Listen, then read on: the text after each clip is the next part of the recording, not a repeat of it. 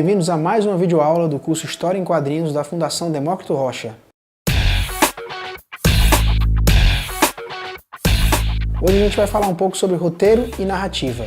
Quais os elementos que formam um roteiro, qual a utilidade de um roteiro e qual a utilidade de um roteirista no processo de se fazer uma história em quadrinhos. Às vezes as pessoas acham que uma boa história em quadrinhos se restringe apenas aos desenhos, mas esquece que o que nós queremos acompanhar efetivamente são as histórias dos personagens que nós curtimos desde a nossa infância. Os três principais elementos de uma história em quadrinhos são o cenário, a trama e os personagens. O cenário é onde se passa aquela história em quadrinhos, é o local onde aquilo se passa. Se a sua história for num mundo ficcional, é importante que ele seja relativamente coerente. Se é num outro planeta, veja quais são as características desse planeta, se tem vegetação ou não, qual é a topografia, etc. É importante que os cenários sejam coerentes o tempo todo dentro da história e em relação aos personagens que habitam esse universo. A trama é o que vai acontecer com aqueles personagens, onde eles estão e onde eles vão acabar na história. Os personagens são o que dão vida à trama, são aquelas pessoas que movimentam aquela trama e pelas quais normalmente o leitor vai se importar. É importante que você saiba que a sua história tem um certo número de personagens e esses personagens têm funções a serem desempenhadas na história. Você tem que ter um protagonista, que é o personagem principal. Esse personagem pode ter ajudantes, pode ter antagonistas, podem ter pessoas que destinem a ele uma missão e pessoas que vão se beneficiar da missão desse protagonista.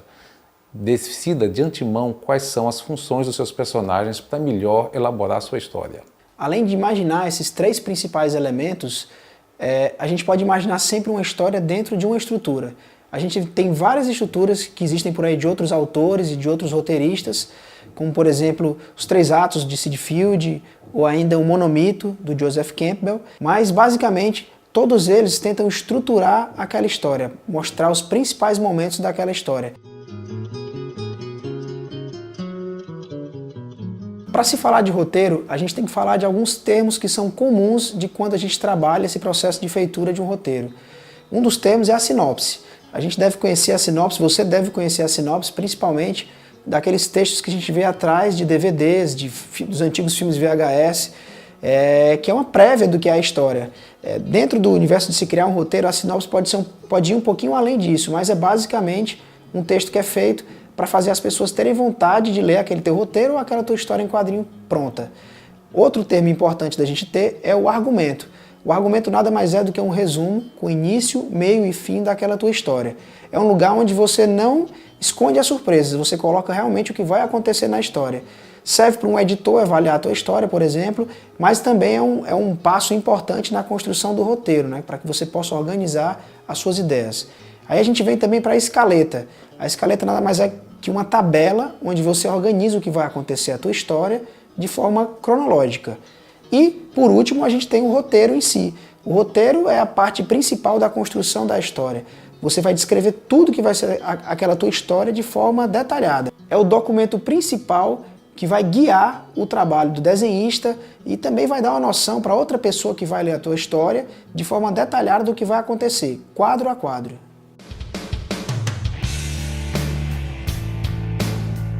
Quando a gente vai avaliar os formatos existentes de roteiro, a gente vai ver que tem vários autores trabalhando de várias formas diferentes. Nessa videoaula a gente prefere focar em duas principais, que elas vão te ajudar a montar de repente o seu próprio método, o seu próprio formato de roteiro. O primeiro formato é o que a gente chama de Marvel Way. Esse nome Marvel não é à toa, ele faz referência à Marvel Comics, essa grande editora de quadrinhos americana, e é um formato que foi popularizado, né, e ganhou esse nome de um cara chamado Stan Lee, um cara muito conhecido dentro do mundo dos quadrinhos. Em determinado momento, na década de 60, o Stan Lee ele era creditado como roteirista de várias revistas, dezenas de revistas, só que era humanamente impossível você escrever tantas histórias. Então ele criou um método dele. O Marvel Way, basicamente, é um argumento da história. O Stan Lee ia lá, contava a história dele início, meio e fim, em poucas palavras, em um parágrafo às vezes, entregava para um desenhista experiente do mercado na época, e esse desenhista ele desenvolvia a história em cima daquele argumento da forma como ele achasse melhor.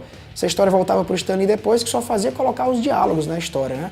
Era uma forma dele produzir em série um monte de revista e quadrinho que ele fazia na época. Hoje em dia ainda tem gente que usa esse método, né, de trabalhar um argumento, um resumo, para entregar para um desenhista, para que aquele desenhista desenvolva a história.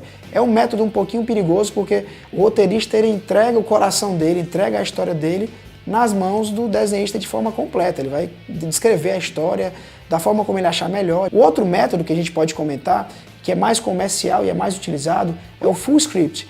É um método que é muito conhecido, principalmente, né, foi muito disseminado para a nova onda britânica de quadrinhos que veio depois, caras como Alan Moore, Neil Gaiman. São caras que fazem roteiros extremamente detalhados, né? Os roteiros deles, né, chegam a ter quadros que são descritos em uma página inteira de texto. Né? São roteiros muito, muito detalhados.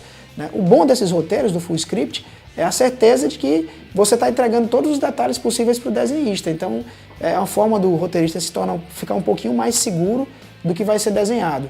Né? Só que tem cuidados também que a gente tem que ter com relação ao full script, né? De não transformar o nosso roteiro quase num romance, num livro muito grande, que a gente lembra sempre que se o roteiro for chato de ser lido, talvez ele seja mais difícil de ser executado. Mas o full script não deixa de ser o formato mais comercial e o mais utilizado pelos roteiristas que a gente tem no mercado hoje em dia. Além dos formatos de roteiro que o Zé Wellington citou há pouco, é interessante a gente falar também do roteiro layoutado. O que significa isso? Você vai escrever de um lado da folha os diálogos, as descrições de cenas, e do outro lado da folha faz uma espécie de esboço dos quadros e dos enquadramentos de como você quer a sua página feita. Toda história tem uma estrutura narrativa relativamente básica. O estado inicial, que é quando as coisas acontecem no início da história, o personagem está no dia a dia dele, de boa, tranquilo. Um momento da complicação, onde por algum motivo ele é chamado à ação e tem que intervir na história. Essa complicação vai gerando outras ações que levam esse personagem a um clímax, a uma situação limite na qual ele tem que tomar uma grande decisão, e depois disso você tem o desenlace, o epílogo, que é o desfecho da história.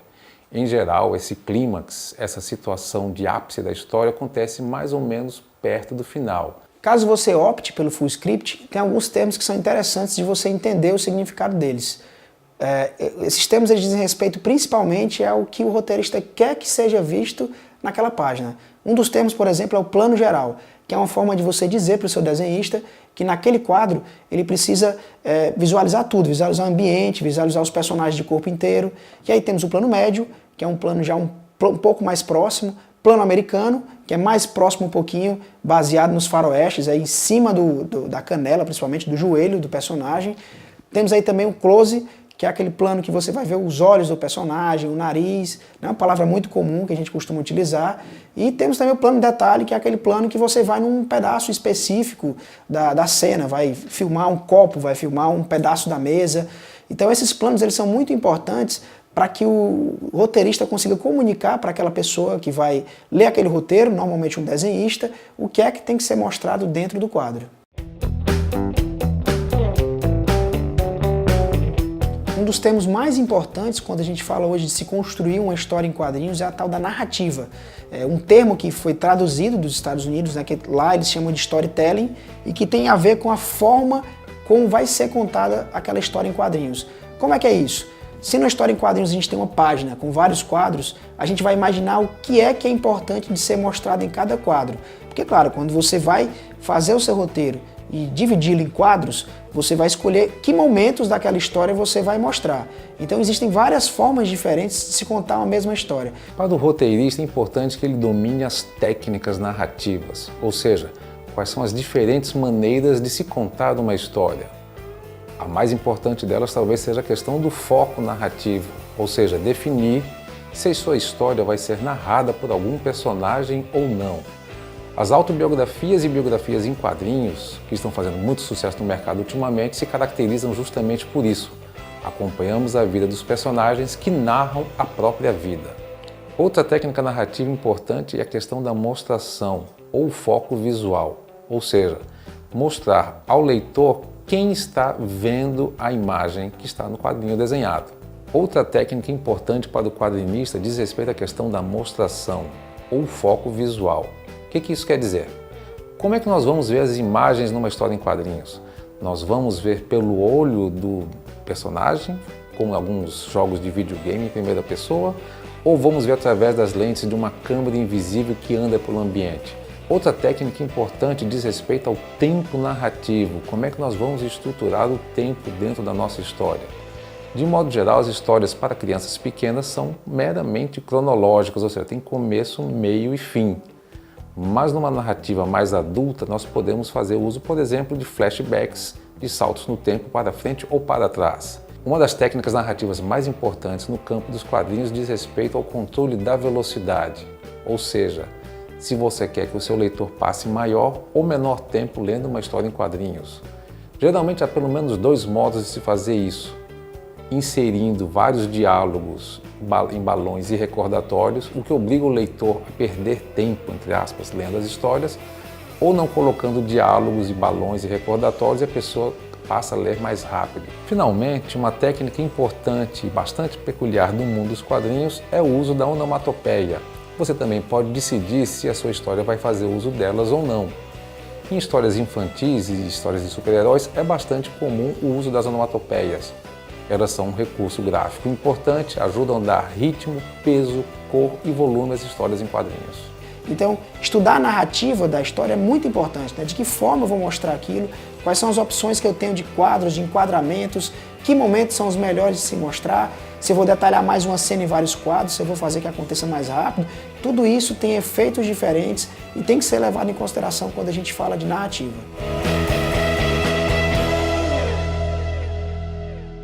No nosso fascículo nós sugerimos um passo a passo, que resumidamente ele mistura um pouquinho dos 2 formatos de roteiro que a gente colocou. O que é que a gente sugere? Primeiro que você, de forma rápida, você detalhe a sua trama, seu cenário e seus personagens. De forma rápida mesmo. Uma frase para cada um desses elementos. Aí você vai trabalhar no seu argumento. Você vai tentar construir a sua história início, meio e fim. Vai tentar refinar esse argumento, fazendo algumas revisões. E aí eu estou falando de um argumento, pessoal, de até uma página, nada mais do que isso. Terminado o seu argumento, você vai começar agora a quebrar aquele seu argumento. Vai ler o seu texto e vai ver, por exemplo, tentar fazer uma divisão por capítulo ou por página, se você estiver trabalhando numa história mais curta. Fazendo essa divisão, pegando as frases do argumento e dividindo ela por páginas, por exemplo, você já vai ter mais ou menos o que vai ter em cada página da tua história. E aí você vai pegar aquelas frases divididas do teu argumento e vai começar a fazer o teu texto crescer. Então, determinada frase do teu argumento, você vai transformar ela numa página da tua história. Já começa a criar o teu full script mesmo, o teu roteiro mais detalhado, a página dividida em quadros. Feito tudo isso, você vai desenvolver o seu roteiro inteiro, e aí a gente sempre gosta de sugerir que você dê um tempo para o seu roteiro descansar, né? E isso é uma coisa que está lá no nosso texto, que a gente fala do exemplo do Stephen King, que é o escritor, mas que a gente pode usar o que ele fala no livro dele sobre essa coisa do descanso, que ele passa algumas semanas longe do texto dele, esperando o texto dele amadurecer, para que ele possa, depois de um tempo, ler aquele texto de outra forma e encontrar coisas, erros que ele não tinha visto antes. Feito isso, dado esse tempo para revisar o teu roteiro, descansar, você vai fazer a sua revisão final e vai ter o seu roteiro pronto. E aí, então, esse é um passo a passo que a gente sugere para que você possa começar o seu primeiro roteiro e desenvolver, quem sabe, o seu próprio método, sua própria metodologia para contar histórias. O que é legal de se escrever histórias é que a gente não gosta muito de falar de receita de bolo. A gente está falando de arte, então a arte tem que ser feita do seu jeito, cada história pede uma forma diferente de ser contada, e esse passo a passo que a gente sugere é mais ou menos para que você comece a montar o seu próprio método. E assim a gente encerra mais uma videoaula do curso História em Quadrinhos da Fundação Demócrito Rocha. E nós falamos um pouco sobre o roteirista de quadrinhos e a importância dele dentro do processo de se fazer uma história em quadrinhos. A gente espera que você tenha entendido mais ou menos a importância da função do roteirista de história em quadrinhos e que possa daqui por diante escrever suas próprias histórias. Ou pelo menos, se você não vai escrevê-las, comece a ver as histórias de uma forma diferente agora, entendendo todo o processo. Nós ensinamos aqui a mágica, agora a gente espera que você faça os seus próprios truques.